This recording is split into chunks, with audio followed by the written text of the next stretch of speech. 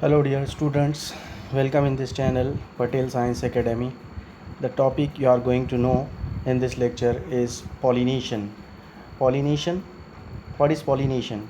The transfer of the pollen grain from the anther to the stigma of a flower. If this is a flower, let's say it's diagrammatically, if this is a flower, so it is having two parts. This is the male part, which is called androecium, and its single unit is called stamen, and stamen consists of three part, that is anther, connective and filament. So this is pollination is the transfer of this anther with its pollen grain. And the second part in this diagram is indicated by this faint light, faint color, and it is the female part of the flower, and it is called gynoecium, and the single unit of the gynoecium is called carpel, and it is this process is related with the stigma, because carpel is it consists of three part: the stigma, the style, and the ovary. These are the three parts in the gynoecium, in the carpel of the gynoecium, as I have explained in my previous lecture. So the process of pollination, there is one condition for the process of the pollination, that flower should be bisexual. Or what is pollination? It is the process of transfer of pollen grain, that is this anther, on the stigma of the carpel or gynoecium or pistil. So this process simply is pollination, the transfer of pollen grain on the stigma of this carpel. This is called pollination. There are two types of pollination: self pollination and cross pollination. So I am going to explain first self pollination. What is self pollination? It occurs in a single flower or in a two flowers of the single plant. Self pollination, it is the most important process, and it takes place in the single plant. It doesn't include more than one plant, means it is related with the flowers of the single plants.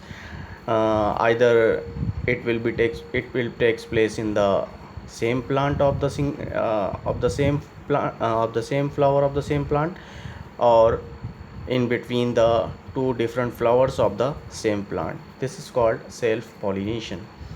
So self pollination include autogamy and geitonogamy. These are the two types of self pollination: autogamy and geitonogamy. Autogamy, what is autogamy? Autogamy is the type of pollination in which the anther of the same flower transfer on the stigma of the same flower. So this is called auto. Auto means self. And in this type of pollination, there is only one flower of the same plant. The process of pollination, if it is taking place in the only single flower, then this is called autogamy, which takes place in the same flower. What is the difference in between the autogamy and geitonogamy? So here you should know about geiton means neighbor. So it includes two flowers.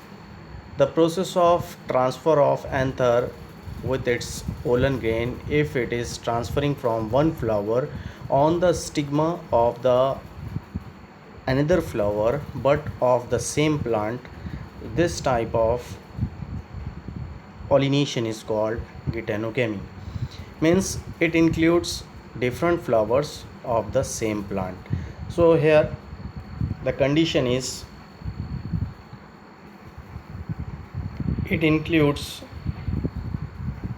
same plant. If it is taking place in the same flower, it is called autogamy, and if it is taking place in the different flower of the same plant, then it is called geitonogamy. It results in inbreeding or selfing.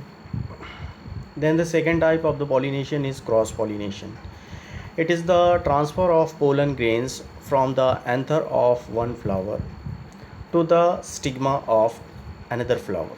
Means definitely there are two flowers, and these two flowers of the different plants of same species. It means the pollination taking place here in between the two different flowers. Here you can understand by the different color of the flower. This is one flower, this is another one flower. They are from the same species but from the different plants. So the pollination taking place in between the different flowers means this is flower 1, flower A, this is flower B, this is plant A, this is plant B.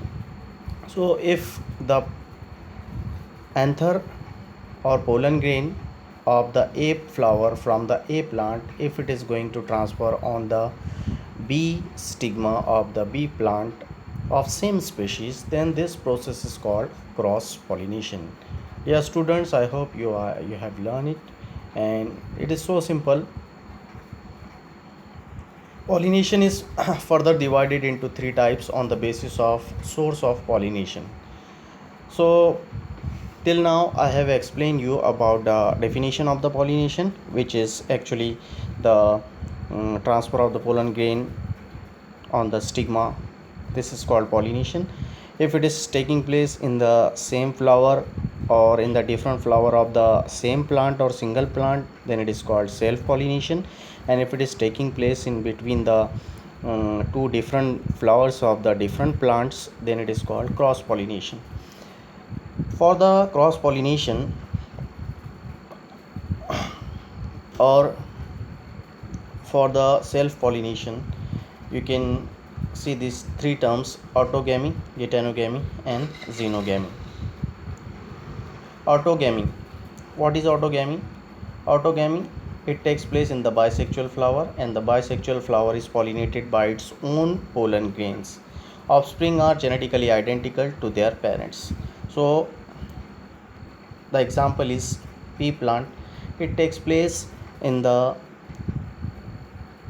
same flower of the same plant, and hence the offspring, the next generation of that parents, they become genetically identical. For example, garden pea or pea plant. You can see here, this is the result of the self pollination in the garden pea plant. Now geitonogamy. Geitonogamy, it is the transfer of the pollen grain to the stigma of the different flower produced on the same plant, as I have explained you, and it is functionally similar to the cross pollination as it involves the pollinating agents. For two different flowers or of the either same plant or from the different plant, they need pollinating agent, and that agents are the source of pollination, and some plants need that pollinating agent, and that pollinating agents, its detail I'll explain later in the next slides. But it cannot bring about the genetical variation and is only of ecological significance. I'm talking about the geitonogamy, the pollination in between the different flower of the same plant. For example, cucurbita maxima, and it is similar to the autogamy as the pollen grains come from the same plant, so there will be no genetic variation. Now the xenogamy, cross pollination. Xenogamy, when pollen grains of one flower is deposited on the stigma of the flower of different plant belonging to the same species with the help of the pollinating agency, then it is called xenogamy. I have actually explained about this cross pollination, xenogamy. It includes two different plants and the two different flowers. The pollination in between the two different flowers of the different plant from the same species, this is called cross pollination or xenogamy, and it generates genetically varied offspring. Means as there are two different plants, so there will be definitely genetical variation in the next generation, as you can see diagrammatically. The pollen grains are non-motile. Why there is a need of pollinating agents? Because pollen grains are non-motile, they cannot move themselves. That's why they need pollinating agent, and they are usually carried from the flower from flower to flower by means of external agents, and that agents may be of two types, which is also called pollinating agent. They may be abiotic agent, which is actually non-living, which may be water, and which may be wind, means air. And that pollinating agent may also be biotic, means living organism also can perform the process of the pollinating agent, and they are called biotic agent or living agent. Insect, birds, bats and snail on the flowers is just for the pollination. They are the example of biotic agent for the pollination. So pollination by the winds is also called anemophily, because anemos means air. So anemophily means the pollination by the wind, means the pollination by the abiotic agent. Most of the important crop plants are wind pollinated, means uh, that plants are pollinated by the wind, and they includes, for example, wheat, rice, corn, rye, barley and oats. All these plants crops are produced by the wind, because they follow the process of anemophily, means the pollination by anemos, means the pollination by wind, means the pollination by air. Palms are also wind pollinated. This plant is also wind pollinated. Then adaptation in the anemophilous flowers. What are the adaptations that anemophilous flowers assumes for performing the process of anemophily? The flowers are small. This is adaptation. Inconspicuous, colorless, without nectar and without fragrance. There is no odor or smell or fragrance. There is no juice, that is, there is no nectar, because there is no need of a pollinating agent, because the pollinating agent is abiotic, that is air. Hence there is no attraction, there is no color, and it is inconspicuous and smaller in size, as they do not need pollinating agent. The second point is the pollen grains are light in weight and dry and produced in the large number to increase the chance of pollination, considering the wastage of pollen grains. The pollen grains are light in weight because it has to carry by the air, hence it should be always light weighted, and it is dry and produced in a large number. The number of the pollen grains should be large because it has to carry it by the air, and there should be chance of wastage of pollinating grains, so their number should be large. And stigma is feathery to trap the pollen carried by the wind currents. Stigma should be always feathery to trap to capture the pollen carried by the airs. The stamens with the long filaments and versatile anther. Stamens with the large and stamens with the long filaments and the versatile, when the versatile anthers should be there, and stamens and stigma are exposed to the air current. These are the different characteristics adapted by the anemophilous flower. Let's see the one more all these characters one more time. Flower should be small, inconspicuous, colorless, without nectar, without fragrance. Pollen grains light in weight, dry, produced in a large number. Stigma should be feathery, stamen long filamented and versatile anther, and stamens and stigmas are exposed to the air currents. This is about the anemophily. Now we'll see hydrophily, the pollination by the water, because hydro means water. As we have seen, anemophily, anemos means air. Now the pollination by the water, this is called hydrophily. It is found only in some 30 genera of the aquatic monocots, for example Vallisneria plants,